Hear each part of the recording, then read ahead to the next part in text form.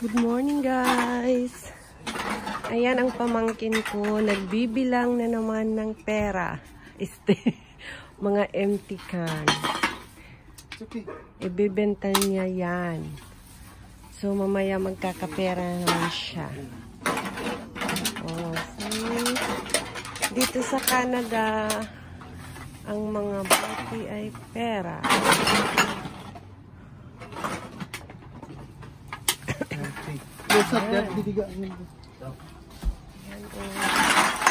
Ang dami nilang naipon. Mga tag 10 cents. Ayan.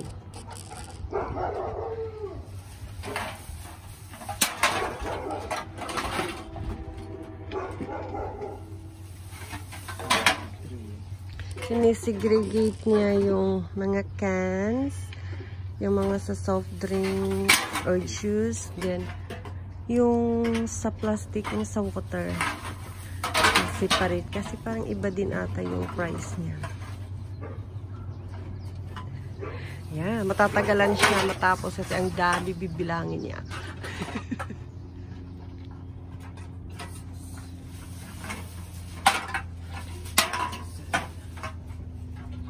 Parang gusto ko na din tumulong magbilang.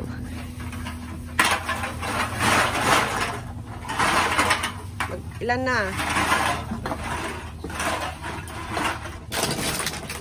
Oh.